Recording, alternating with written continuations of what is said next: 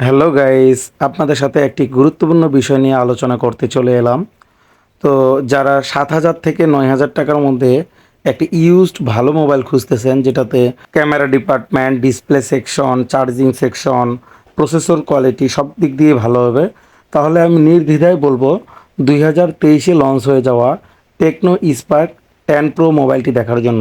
বর্তমানে বাজারে এটি ইউজড ফ্রেশ কন্ডিশনের ফুল বক্স মোবাইল ৭ থেকে ৯ হাজার টাকার মধ্যে পাওয়া যাচ্ছে।